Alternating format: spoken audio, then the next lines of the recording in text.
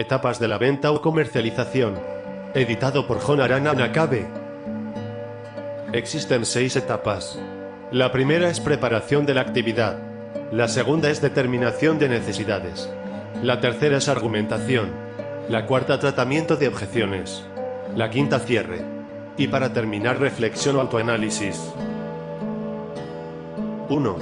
Preparación de la actividad. Primero, organización. El vendedor debe plantearse una serie de preguntas que sean lo más realistas posibles. Como por ejemplo la cifra de ventas que voy a conseguir, saber quiénes son los clientes, los tipos de clientes que hay. También es importante gestionar bien el tiempo, organizando bien los trayectos en función de las distancias que haya que recorrer. Segundo, preparación de la entrevista. Es muy importante la preparación de la visita de venta para conseguir el éxito apetecido. La experiencia indica que no es muy normal hacerlo. 2. Toma de contacto con el cliente. También conocida por la etapa de apertura. Abarca desde las primeras palabras que se cruzan entre el cliente y el vendedor. Esta etapa varía dependiendo si es la primera entrevista o se realiza a un cliente habitual. 3. Determinación de necesidades. Tratar de definir la situación del cliente sobre sus necesidades o motivaciones de compra. Cuanta más información, más fácil será decidir los productos a vender. Para vender hay que hacer coincidir los beneficios de este con las necesidades. Los tipos de preguntas más importantes son, por ejemplo, las preguntas cerradas. También las preguntas abiertas. Las preguntas neutrales. Las preguntas condicionales. Las preguntas alternativas. Y para terminar, preguntas de control. Seguimos con el modelo SPIN. Una vez establecido la atención con el modelo IDA, toca argumentar con el modelo SPIN. Es muy importante saber hacer las preguntas clave para obtener información que permite argumentar de forma más personal. El modelo SPIN es una técnica de preguntas para poder prever exactamente qué y cómo argumentar. Las siglas del modelo SPIN son S de situación, P de problema, I de implicación, N de necesidad. 4. Argumentación. Un buen argumento debe tener 2 cualidades principales. Lo primero de todo es que debe ser claro, tiene que tener un lenguaje comprensible, debemos evitar términos técnicos como también la jerga del profesional o del iniciado. No nos podemos olvidar que debe ser preciso, es decir, debe adecuarse a la motivación principal del interlocutor. 4.1. Presentar al posible cliente la operación adecuada. Se deben resaltar y presentar las ventajas que satisfagan en mayor grado las motivaciones de compra del cliente potencial al que en ese momento debamos intentar vender nuestro artículo. Si la operación propuesta es la adecuada, pueden surgir en el cliente reacciones positivas que le predispongan favorablemente a la compra. 4.2. Señalar al posible cliente las ventajas. Argumento comercial. La exposición verbal de las ventajas que satisfagan directamente un motivo de compra del cliente es lo que se denomina argumento comercial. ¿Qué hay en esto para mí? Los argumentos comerciales deben ir dirigidos a cada comprador concreto de forma que respondan a la pregunta de ese comprador. ¿Cómo utilizar los argumentos comerciales? Cada argumento comercial debe ir dirigido al móvil de elección que predomine en el posible cliente. Deben ser breves y nunca se deben dar más de 2 o 3. Primero, dar el argumento comercial más fuerte. El posible cliente está interesado, pero escéptico. Esto es normal en esta fase de la entrevista por 2 razones: que hasta este momento el posible cliente no ha intervenido, que los argumentos comerciales propuestos han terminado por interesar al posible comprador. 4.3. Conseguir el acuerdo con el posible cliente. Es importante que los acuerdos sean sucesivos en la venta. El acuerdo del posible cliente con lo que se vaya argumentando o demostrando es esencial a lo largo de toda la entrevista. Las preguntas de control pueden ser directas, abiertas y cerradas. 4.4. La demostración. En esta etapa el vendedor ha ofrecido al posible cliente la satisfacción de sus necesidades, mostrándole las ventajas de su oferta. Es necesario convencer al posible cliente de que es real la ventaja ofrecida. 4.5. Dar hechos, pruebas y razonamientos. Argumento técnico. Son los hechos, pruebas y razonamientos que hacen reconocer al posible cliente la variedad de las ventajas que se le anuncian. Conocimiento del producto. En una conversación de ventas, este se convierte en argumento técnico. Y para terminar están los ejemplos de argumentario. El orden que se debe seguir es el siguiente: primero, el argumento comercial. Y segundo, el argumento técnico.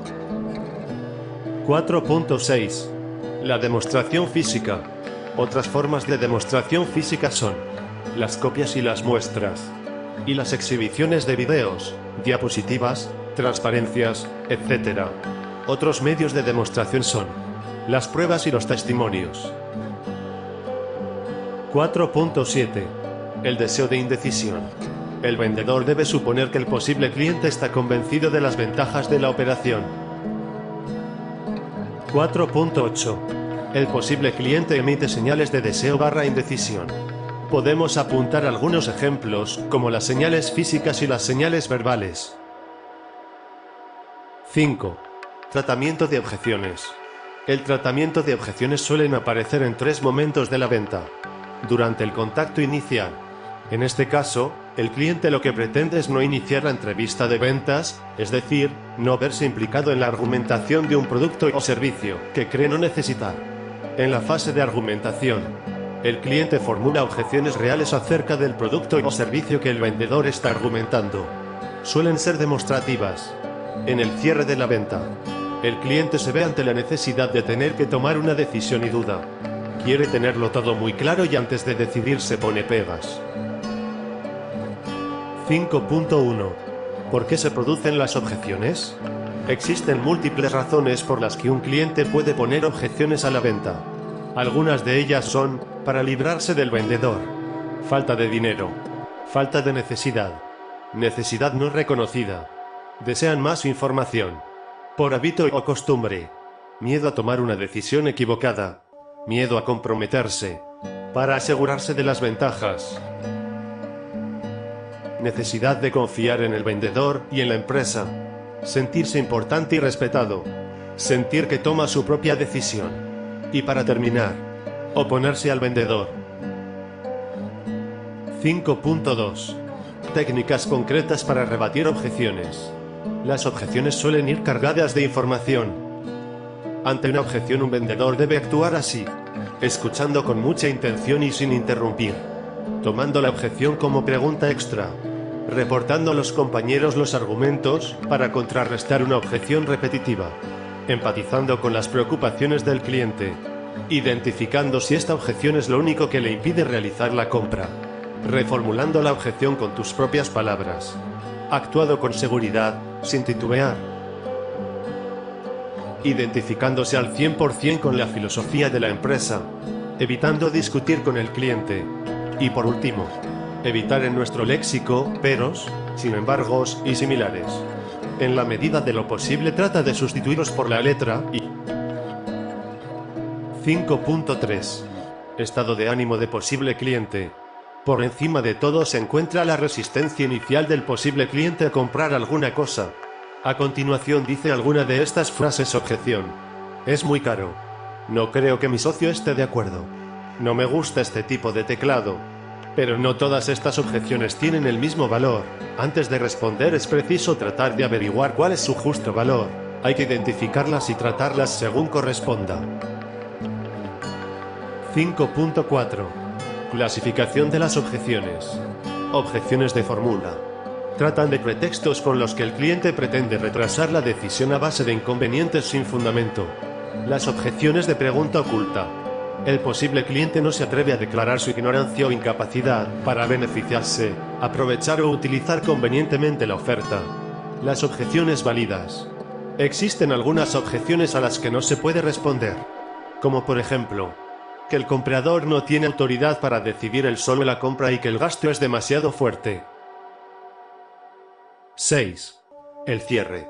Todo cuanto el vendedor ha hecho hasta este momento tiene un solo objetivo: cerrar. Es decir, lograr el pedido o al menos conseguir un compromiso formal.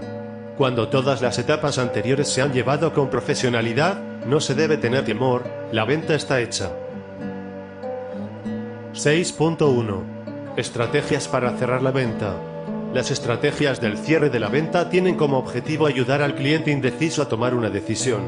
En esta etapa suele generarse tensión, tanto por la parte del cliente como por parte del vendedor. El cliente porque teme cerrar su elección, porque quizás debería haber más modelos, consultar otros vendedores, pedir otras ofertas.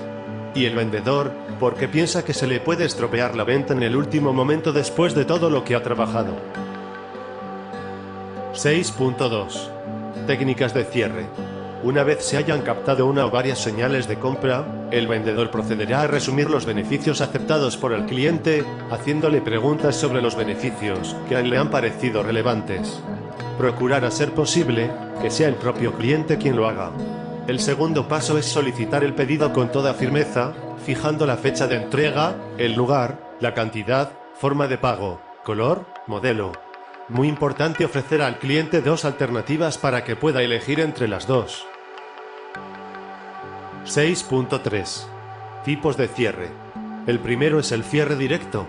Cuando el vendedor ha recibido varias aceptaciones de parte del cliente sobre los beneficios de su producto. El segundo, la orden de cierre. Esta es muy parecida a la anterior. La variación en este caso consiste en que el vendedor toma notas y le pregunta por algo muy simple. El cierre presuntivo. Muchos clientes dudan al tener que decidir sobre una elección importante. El hacer desear.